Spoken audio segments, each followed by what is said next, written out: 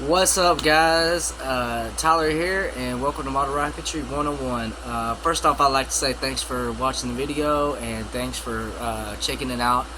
Here on this channel, you will see pretty much everything Model Rocketry 101, from building tutorials to launches themselves, getting started, whether you're a beginner, in between, pro, advanced, whatever level you may be into the hobby. This is the channel for you. First off, for the intro video, we do have an unboxing we're going to do in this video, and yes, this is the first one that I've uploaded in a really long time. You may have checked out my old channel a long time ago. It was NASA Tyler, but that was like a few years ago. I kind of got caught up in things, and that channel actually ended up getting either hacked or deleted. I can't really remember what it was, but besides all that, let's get started. Okay, so if you're new to the hobby, if you're completely new or you're just starting out, you may be able to find a ready-to-fly kit, and that's what I recommend first for the hobby. But there are still a few things that you need to know if you are just starting out, other than just hooking up the cables and going for a launch. There's a few things we're about to go over here. Excuse me. So first thing you're going to want to know is how your model rocket will fly and what to expect. First thing that you need to do is find a very open space that you know that if something were to go wrong, the rocket goes kind of crazy or whatever, you know that you'll still be able to recover it. Now, far as the ready-to-fly kits is what it calls, there's many available on different websites. There's estes.com, there is Apogee, and there's plenty of other ones, but those are the top two that I recommend, Apogee and Estes. They have plenty of ready-to-fly kits, plus building kits for all different skill levels. We'll get into that topic here in a moment. But first thing you need to know, like I said, is find a big open space. Make sure that the engines that you're using are the proper engines for the rocket. Don't go over or don't really go under. It's okay to go under, like the lower the power. I highly recommend using a lower power engine for your first launch, like something in the A8. It's called an A8 engine, or even something even smaller than that, which is a little tiny engine that I believe I have here. This is a 1.5, I believe. No, this is just the A10-3T. So your smaller first off engines, we'll get into the engines in a moment, but that would be your smaller engine. And then of course you have an A8 engine that's in a larger casing for bigger motor mount tubes, which will be about that size. But it's still an A, so we'll learn about the numbers and that in just momentarily. But I highly recommend using a smaller engine for your first launch, just to kind of get the idea of, you know, just that little engine is quite powerful. That's why I recommend having a really bigger open area, just in case, you know, since you are new to it, and you'll know what to kind of expect once you get up in the levels of higher engines. Now, some engines will, you know, you need license and certifications for, but we'll get on to that later. So, like I said, get a big open field, get a proper launch system. Recommend a regular launch pad. Do not get into building your own launch pads right at the beginning. Don't trust me, you'll want to learn first. You can buy plenty of different launch pads, but the most typical ones is by Estes. It's just a steel plate with a rod on it, and learn your wind directions. If the wind's blowing that way, you don't want to face it towards the wind. You want to fly against, basically, because if you fly into the wind, your wind's gonna go up and this is gonna carry. But if you launch up this way, it'll carry back and then come right back. That's actually in something when I'll go. But your first launch controller will look a little something like this. If you get a ready to fly kit, it typically comes with one, but if it doesn't, you can still find these right next to your local hobby spots, or you can order these offline as well. These are just your typical basic launch controllers, which are positive and your negative. Cool thing about this is your igniter looks a little something like this. It usually comes on a roll of little pieces of paper here. A little tangled up here. Let's get that guy off there. It'll look a little something like this, and you got your negative and your positive, and then it hooks up to that right there. So you're going to be hooking to this end right here. And what's cool about your launch controller is you don't have to worry of what's negative and what's positive. You can hook these up reverse these. It doesn't matter, as long as the two cables are not hooked to the same igniter. You're going to want to just hook it like that, or you can do it like that. As long as these two aren't really touching when you hook it up, that's fine. Sometimes you have to pull the wires apart just a little bit more, but be very careful doing that. You just pull them apart, and it doesn't matter if it flip-flop. And make sure your safety key is out until you're ready to launch. Once you're hooked up to your cable and everything's set up, you have your cables fully strung out to where they need to be. We're just going to hook these two together to give a current to the launch controller here. Okay. And when you're ready to do your countdown from a 5, 4, 3, 2, 1, or a 10, 9, 8, whenever you prefer, you'll see a red steady light. Now, when you go to launch, it may drain your battery a little bit quicker, but I highly recommend this just in case, so you don't really have a big delay between the ignition, the button, and the launch. You'll hold that down for just a few seconds to give the currency to build through the wire. It's not enough to launch it, but it's enough to sustain a little bit of currency through your wiring. So when you do press your button, all that power runs through your cable here, and it'll do a pretty successful launch. Okay, so now that we got the launch controller down and your launch pad and your ready to fly kits, there's many available, many designs, many looks, colors, whatever your particular liking is. Most of the time it'll tell you if it's a beginner, but usually it'll come in a box, a ready to fly kit. I have the taser on over here in the wall of rockets over here that it was ready to fly kit. It came with the controller and the launch pad and all, and etc. What you need if you do get a ready to launch kit, look on the box to make sure what engine it can hold. Don't go for the biggest and baddest engine right off the bat, like I said. Find the smallest engine that you can find for that model, and make sure that it's really not a high. So anything over a B or a upper B class is considered a low power engine, but far as height is still pretty up there. So I recommend anything between the A and the lower B class to a C class. Make sure, I highly recommend like a B64 is a pretty decent engine. It's a very common engine. For an upper higher class than that is a C67 engine. Now that's a higher class or engine, and it's actually the most powerfulest engine for a smaller casing in that category of class between A, B, and C. Then it goes on to D. Then it goes on to D, excuse me. Now that we got that down, basically, once you kind of learned what you're going to expect on the launch pad, the launch field, and your build, your first launch is either really great or horrible. So that's why I highly recommend the open field thing. Once you've got that down, maybe you're a little bit newer into the or if you're not so much newer, you're kind of advanced into that. Maybe you're getting into building your own rockets and you already know what to expect. Now we're on this subject. What kind of materials do you use? And can you build a cheaper rocket that you don't have to go buy in the store? Yes, and we're getting on that topic now. You can buy just tubes, motor mounts, and all that stuff like that from Apogee and Estes like that. But if you don't really have the money for that, and you have like a box of spare parts, like some motor mounts, some nose cones, something like that, I'm going to teach you how to build a rocket with very cheap material and a guaranteed flight. As far as tubes, do not use metal and do not use PVC, because that is completely against the law, and at that point it just becomes dangerous. So paper tubes for sure, that's fine. This tube right here, this is actually a tube from I believe a saran wrap roll, and it's a thicker wall tube.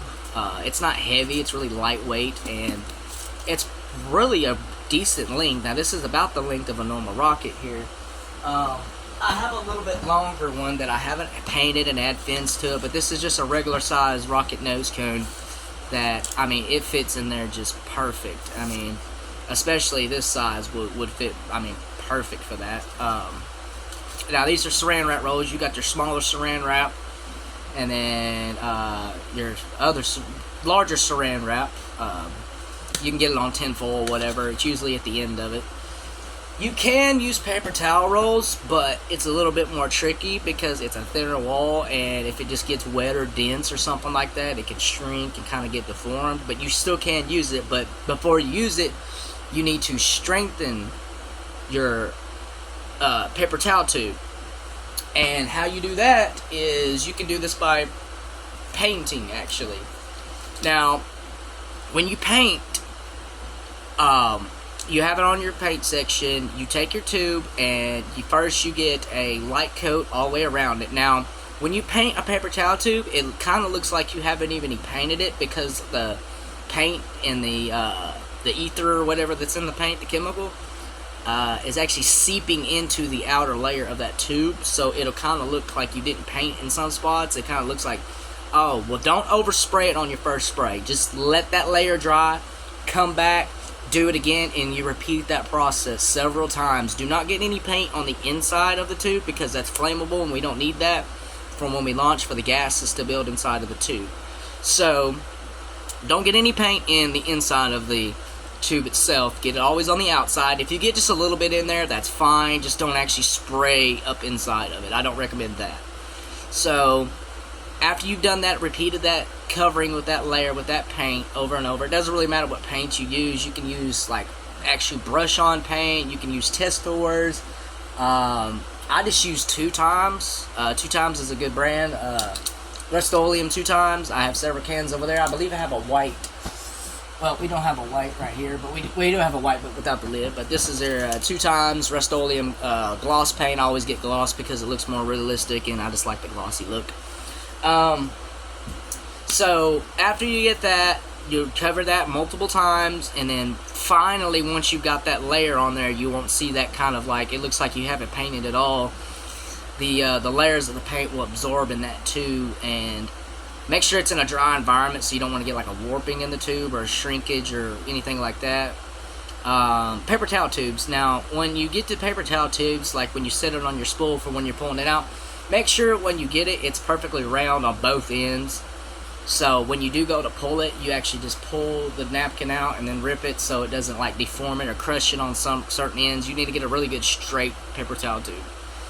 After, like I said, after you layer and it's actually completely coated white, far as your motor mounts, you can use a thicker cardboard or balsa wood or a thicker piece of thinner wood to cut out and make your motor mount holes. Your motor mount holes, well, I don't have any personally on me at the moment, but we'll just use this DVD for an example. Unfortunately, I don't have any laying around right now. Should have thought of that before I made the video, but your motor mount will kind of look like something similar like this. Your motor mount tube will go through, and then your engine will slide up into that tube. And this right here, you'll have two to three of them typically.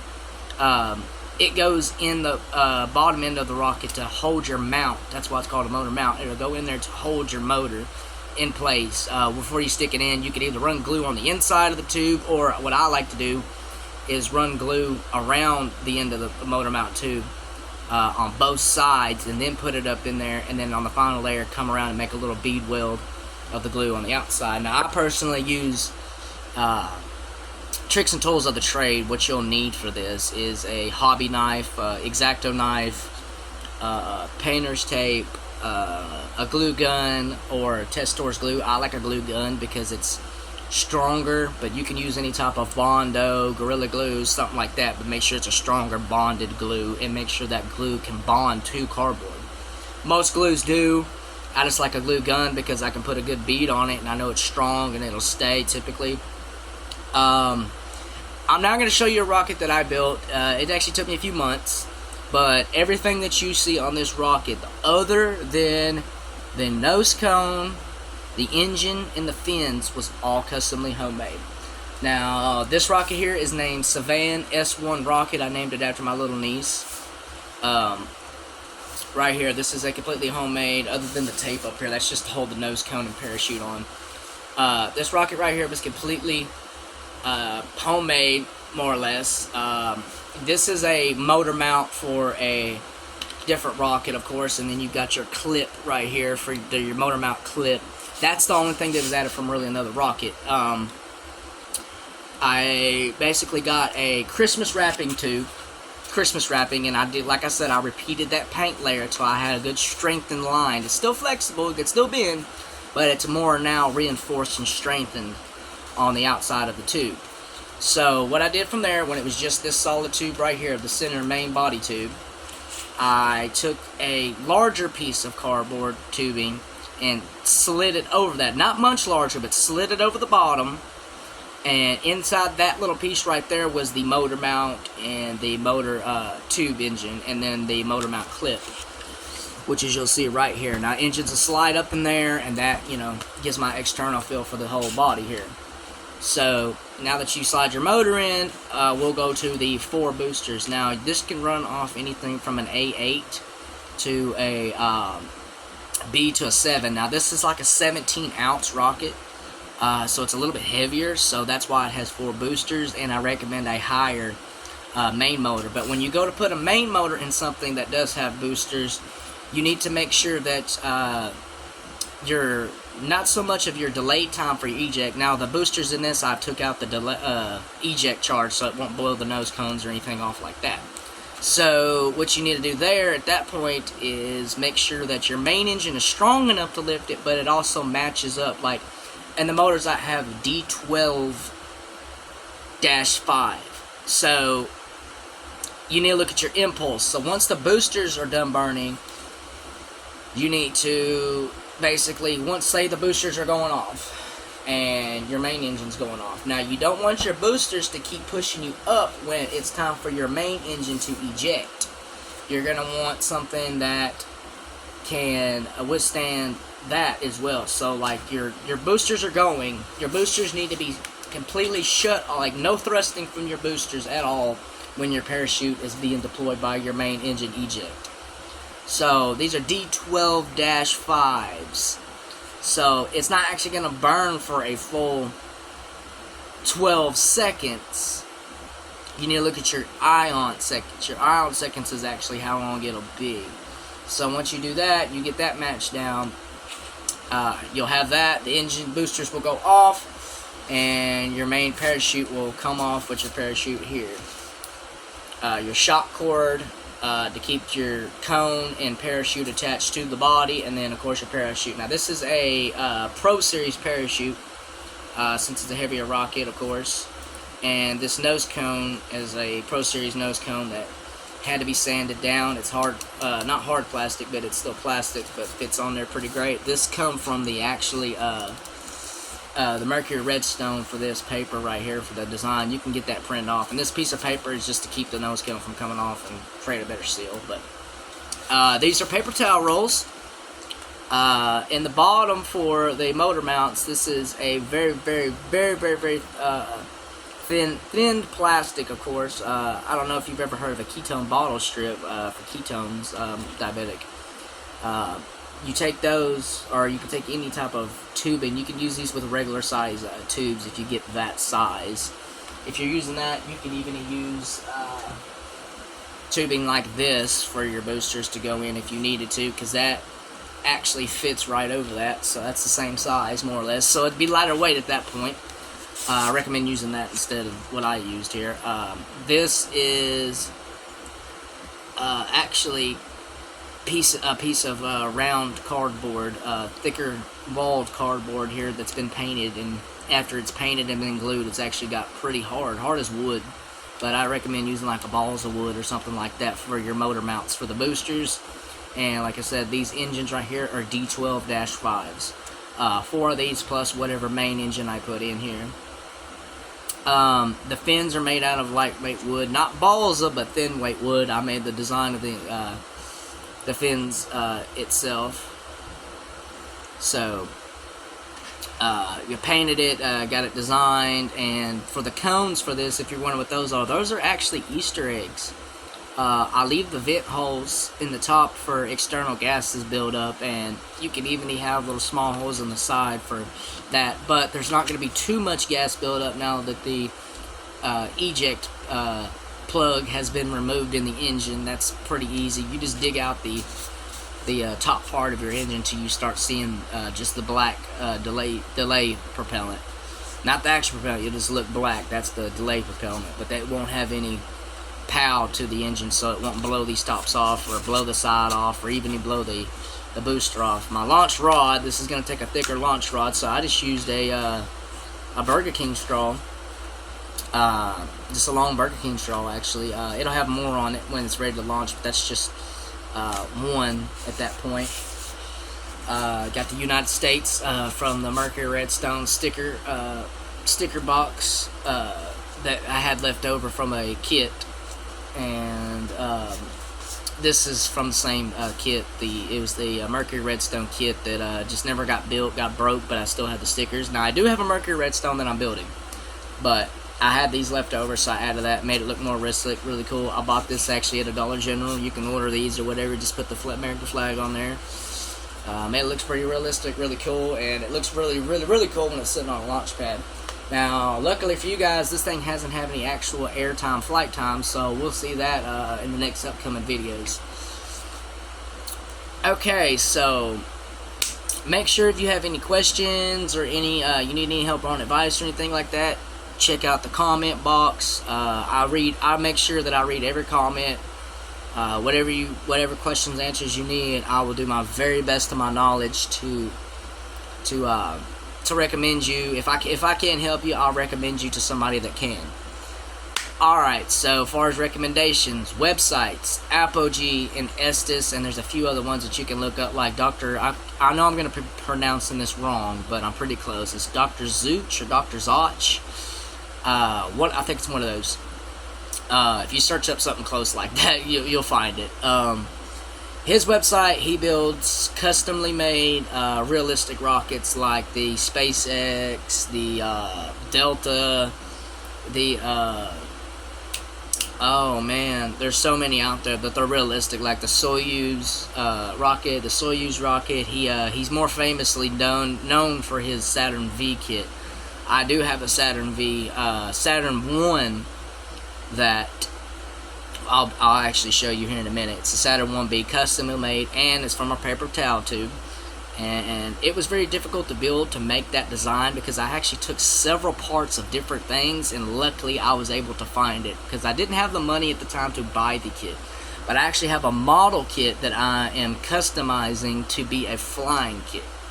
That's pretty hard, but it's possible if you know what you're doing and you have years experience. So recommendations, Dr. Zoch, Estes, and Apogee. You'll find electronics, engines, parts, anything, all the engines, right from a little A right up to an F-15-6. This is a larger, of course, larger engine. I had to customize for a nozzle. That is a very, very large engine. That's an F class. Anything higher than an F, you're going to need a license to fly, but this is still even need a really big engine. Typical larger scale engines, anything from an F, you have your E12-4s, and you have, just a lot of different size engines for each model. Each model has a recommendation for what engine. It typically ranges between about 3 different size engines. Some only take one specifics, other ones take up to 3 different sizes without any type of like customization. But I don't recommend going over any like type of engine that you need. Like if it says to get a certain kind, just make sure you stay in that range. If you don't really know how to load a motor rocket engine, and like I said, you're just new, and keep in mind, guys, that there's people that already know what I'm doing. This is for the beginners, not for you. Let me add my engines in here. I kind of spilled them everywhere here. Sorry about that, guys. Okay, let's get that last one in there. Now, you have, of course, different, like I said, you have different size of engines. Now, this is a C60, and it has a red label. Red label means it is a booster engine, which means it does not have any eject plug in it. It's straight propellant. Now, you load these the exact same way that you load any other engine. So what we're going to do, say this is in the rocket, we're going to put this up in the rocket tube, whether it has a screw cap or a motor mount clip. We're going to tear one of these off, And when you go to put it in your engine, you're going to want to put it in straight until you feel that stop. When you feel that stop, it's now, you don't want to have it halfway in there because it's not going to reach the propellant to ignite and you'll have a problem there. So push it till it stops, and then you're going to keep it pushed down to where it stops, not too hard to bend it, and you're going to bend it over to the side. Now once it's down to the side, it should look something similar to that. Take your plugs and make sure you use the right size plugs, not too small, not too big, not too small. And when you go to put it in, if you put it in too tight or those wires are bent, you'll get a faulty ignition, and then you'll just be standing there frustrated. So if you use the right size plug, you should be alright. Now push it in. You can push it in about halfway. You don't have to push it in all the way, but if you push it in all the way, I've seen it where I pushed it in all the way and it had a faulty ignition. So push it in there about, you have a little small gap in between, but enough to where it's not going to fall out when you hook your cables up to it or anything. Sometimes you may have to go ahead and push it up in there. Some engines are a little bit wider in the nozzle hole. But once that's in there, you will hook your cables to it, positive, negative on both sides of that. And once that's done, your ignition, when it ignitions, your plug will then fly out. These will be hooked to your cable. They will all come out together, and your engine will then go into thrust mode. So let's get that back in there. And these are some other engines right here. These are E12-6s, and these are E12-4s. So the 4-second has a 4-second delay before the eject comes out. This has a 6-second delay before that comes out, and this is a more powerful engine. So let's get this set aside, guys, and let's get into the fun part, the part that I've been waiting for. The unboxing of the NASA SLS rocket. Okay, we don't have a knife here, so let's set this up and let me grab a knife, a X-Acto knife.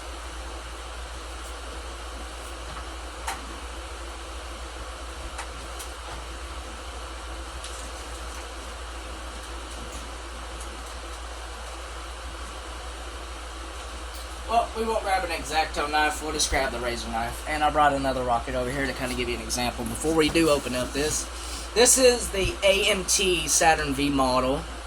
Of course, I've had it painted and all that, but you can modify these to fly, but you're going to need to glue all this, and as far as your eject, you're going to want to have to make it to where it separates right at about here, so when it does pop off, that part comes off, because you have a bulkhead in there like the real one, your fuel tank bulkhead. You want to drill a hole right in there, a decent size hole, about the size of a 50-cent piece, so your thrust will come through that model, and make sure it pops off really well. So glue everything else down hard and together before you put your shock cord in, and your parachute and all that, plus your fireproof wadding. You're going to need fireproof wadding. If you're a beginner, you do need fireproof wadding so you don't burn your parachute up or your shock cord. But this is a model that comes apart as a display shelf model, but I am modifying it to fly, so I don't have to buy the Dr. Och, and it's really lightweight, and I'm only going to be running it off 8 engines. So it's not going to go but about 50 feet, so it'll be a safer rocket. I will post that flight video up. But alright guys, enough stalling and enough pausing. I just got this in the mail yesterday, but I waited to open it just so I can do this video. So without further ado, let's get the knife open and let's get it. Now this is the NASA SLS. It's actually the Artemis program that NASA is doing, the one that's going to be taking us back to the moon in the future. They've already had a few launches I've seen. Oh wow, that is awesome. Okay, let's get this thing out of the box. Now the box that they used to package this in doesn't have any damage, thankfully, that I can see so far. Try not to tear it up getting it out. Actually, I may actually end up tearing the box itself to get it out, but yeah, that's what we're gonna have to do if I don't damage it getting it out. Now this is a very tight box. Like, whoa, this is very tight. Okay, we're just gonna have to. I'm not saving the box, so it's not gonna hurt for me to tear the shipping box or anything. All right, let's get this thing out. All right, get this out the way so I can show you guys. Alright, this is the NASA SLS flying model rocket kit. Now, when you buy this, make sure you put estes on there so it doesn't, you don't get the cardboard cutout version that sticks on the wall, because that's like $60 and it doesn't fly. So you gotta make sure it has the flying model rocket kit, or flying model rocket on it. This search up NASA SLS on Amazon or eBay. I got this off Amazon, and it shipped within a few days with the free shipping, of course. I didn't get the Prime. On the front of the box, it has the nice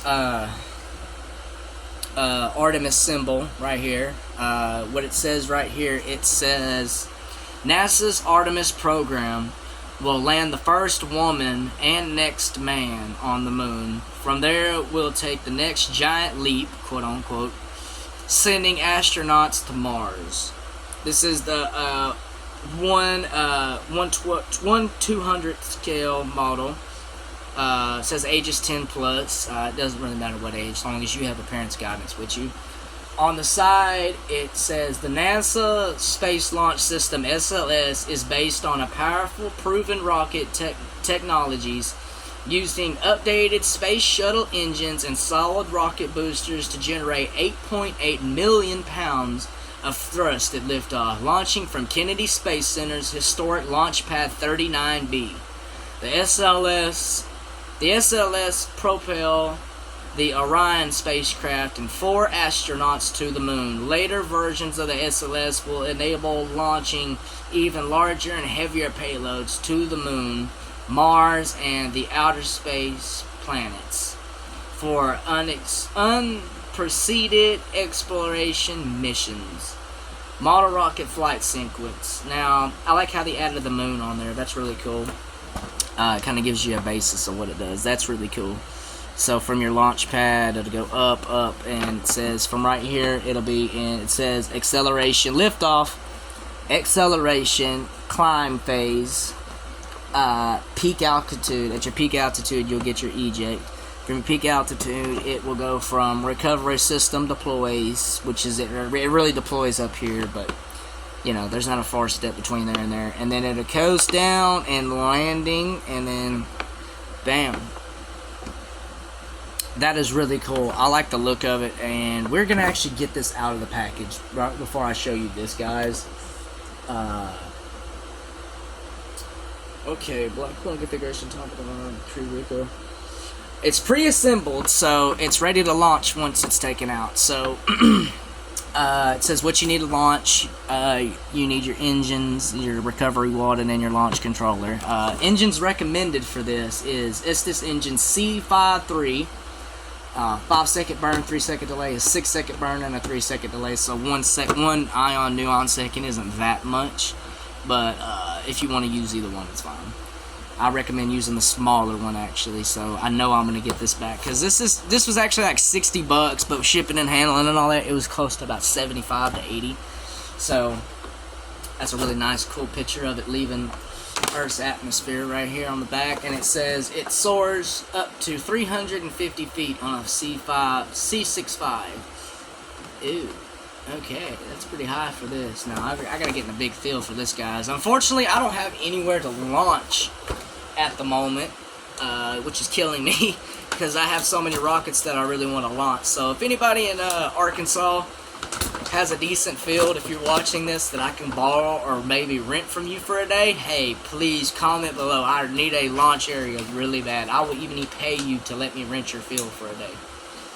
Alright, guys, so we're getting it open, and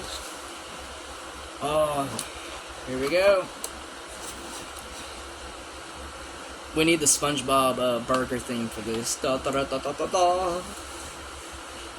Alright. Okay. Alright, it's out of the box. Looks like we got some... Get the stuff out of the bottom here. That is the instructions. The instructions shouldn't be that much, because... Okay, because it's already pre-assembled, so the instructions shouldn't be crazy. Alright, now we got to be careful getting this part out, because I actually want to get this part cut off first, so I'm not damaging the tips. So we're just going to cut here and here. Got that part out. We're going to slide that. Oh wow. Oh wow, okay. That looks like I'm gonna have to cut this. Yeah, I'm gonna have to cut this part away from the tower jettison on the top of it, because I don't want to break that part. I don't think I can pull it off. I don't even want to attempt it. Okay, well, I guess it did come off. Alright. Peel this part off the back. And do the same thing with this one, so I can get in the back to actually get the whole rocket out. Pull that down so I can get a little bit of room in there. Alright, now that this is out, we can get this part off. Oh, that didn't mean to come off, but... Oh wow, this thing's got like a... I don't know what those are, but I'm pretty sure we can cut them. Yeah, we can cut that. Alright, let's get that back in there, so... Oh wow, I don't know what that is, but... Oh, okay, it's just the boosters hooked up to it, so we're good, We're good, guys. Oh wow, that fits nicely. Okay, we can cut these two, just... Alright, now that we got that off. Now, I was actually expecting it just to be a little bit larger in scale, but that's fine. I mean, it's still pretty decent, pretty cool. Oh wow, that's really cool. Is this balsa? Wow, so these are kind of feel like either a plastic mold or a 3D printed or a balsa actually, but the boosters are made out of paper tubing. Wow, that's really cool. It looks really close to a real booster though. I like that. Like, it looks like a real booster. On the side here, it's got the 2020 Estes design right here, a little label. These are made out of lightweight cardboard as well. This is plastic. These are plastic, and unfortunately, you can't put boosters in it unless you really just modified it, and at that point, I don't think it would fly straight at all. Just because it has no tilt way of direction in that. But, wow, this thing looks really cool, actually. So there's where your engine will go in. It's got your clip in it, and it looks like it has a, does it? I don't know. Let's see, guys. Can you see?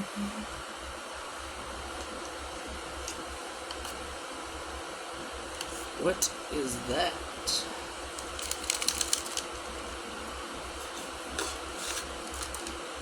Oh, wow. That is really, really long.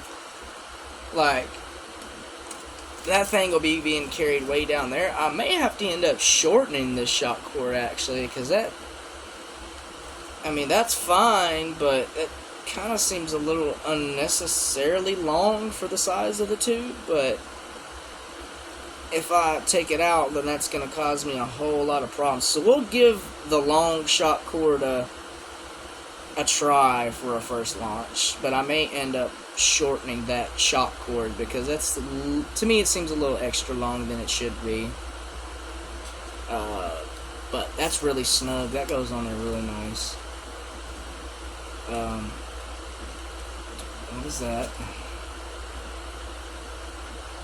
Okay, let's put that back on there. Wow. Wow, that's really great.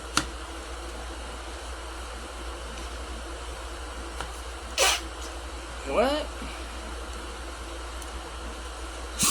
Okay, I was just making sure. I was like, wait a minute, if my breath can't pop that top off, then I don't know what engine will do. I don't want it to get up there and hit the eject and it explode, because that'll be just not good. Here, let's get this hurry up back in there. Now, I don't have a C65, or excuse me, what did it say it held again? A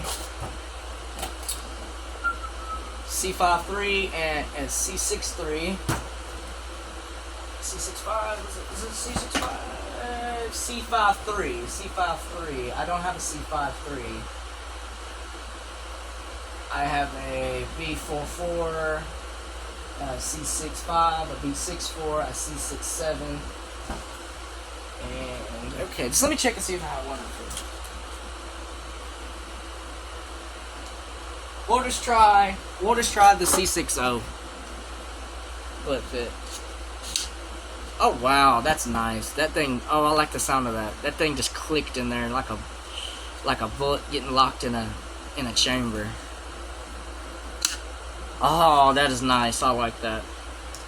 That is really nice. Now, the motor mount clip is a little bit close to the nozzle of the engine. That's kind of sketchy, but hey, it's still really cool though. I like it. I really do. Now, for these people are wondering if this is a display stand that these come with. It kind of acts is really two different things. You'll need these for flight. I have a friend that has one of these, and that's kind of what I'm going on when I'm putting this thing together. Only thing that I have to add here is the parachute. So we'll go ahead and add that real quick while we're on here.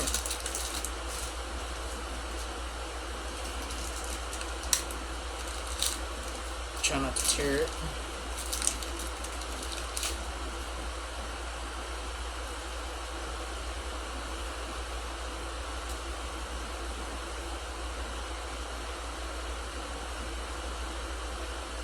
Okay, now when you're getting a parachute, when you first open it, it should be all be in line perfectly. So you're gonna want to pinch it just a little bit behind it. Okay, so when it pops off, sometimes you have to kind of pinch it a little bit closer, like that. Now you're gonna put it through your little eye hole that's in the casing right here, the nozzle, the cone. I'm sorry. Make sure you get them both on the outside again, and you're gonna hold your finger right in between there, and I always put my thumb through there like so. Now I'm going to. Oh, already got it tangled. Okay. Are we missing any? Okay, it doesn't look like we're missing any, so we're good. I'm gonna take that, and this is usually folded up like this, so that's fine. We're gonna go through it like that, hold it till it gets down, and then pull it tight right there, not too tight. Now we've added our parachute. Now I have a basic way of putting my parachute in.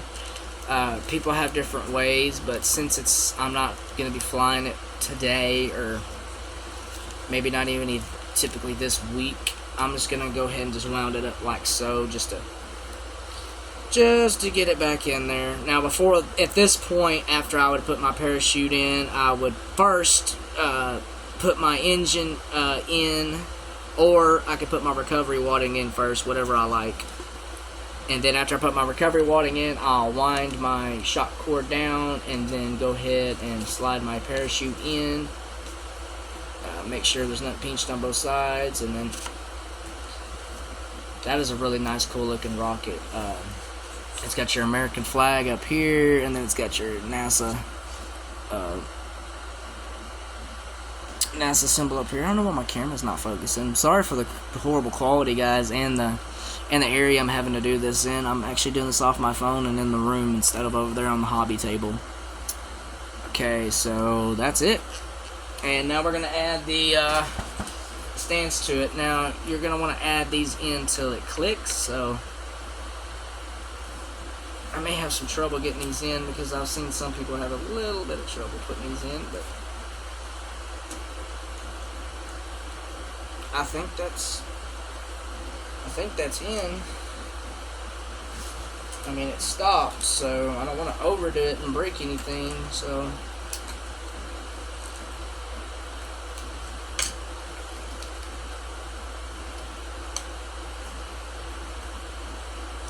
it doesn't seem very even, but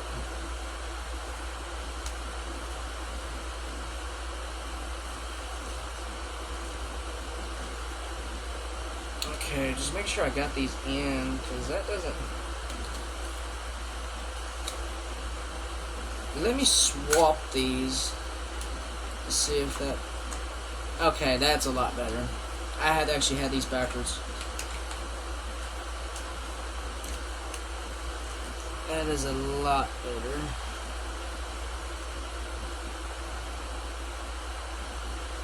Well, I'm gonna set it up right here, because to me it seems like it's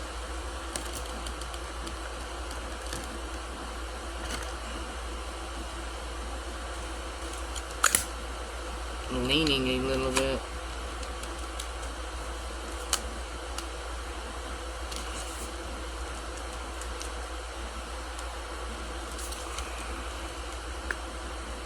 Okay, so it has a slight lean to it, but it might just be that my table's off. Yeah, it's my table that's off. So, once you get the fins on, it's also a display stand, and that's another reason why I said that you couldn't really add anything in the boosters, because once it's flying up, it's going to have some type of stability stabilizer to correct its flight course. But once it's on, let's try not to drop the camera here, stitch it up a little bit better, set it on the table here in front of you guys. Well, you can't really see it, but that's what you'll be looking at now that you got your engine in. It looks pretty cool. When you're ready to spin your engine, you'll just very lightly pull that clip back, and bam. So, let's see. Now that we got a parachute on, I believe that's it. I think, yeah, that's the whole rocket kit. That's nothing else in the box, so yeah. We got the box right there. Make sure that we're not poking anything with the knife here on the bed. Clean our mess up, that's one thing. Alright guys, so I would like to say thank you for checking out the video. Sorry that I was kind of all over the place. I was just really excited to get the channel back going here. But our next video, we'll probably do a tutorial on the build of the large-scale Saturn V. I'm actually building a 12-foot Saturn V. I'm talking like to the roof high, Pro Series style. So we'll probably do an update of the build on that. But anyway, thank you guys so much for bearing with me in this kind of all over jumpy video. I apologize for jumping here and there. I was just kind of excited on getting everything going again. So thank you guys so much again. Make sure to like, subscribe, and click that bell button, because we're going to be doing a full video of just nothing but Q's and A's. Plus, we're going to be doing the, like I said, we're going to be doing the updates on the build of the large-scale Saturn V, and in between there, we might do a few other little videos on some smaller builds that we're doing. But we'll be doing the whole builds on that from beginning to start, painting, all that good stuff. So once again guys, thank you so much for watching, and if you have any questions or answers for me or for me to answer, make sure to comment below. Anything if this video helped you, if it didn't help you, whatever you want to comment. If you've seen that I said something wrong, throw it out there. Always willing to learn new things, and I'm glad to be able to help you guys and teach you guys some things that you may not have known. So if it helped you out, it was my pleasure. And like I said guys, thanks for watching. Make sure to like and subscribe for all things model rocketry. Rocketry 101, Tyler out.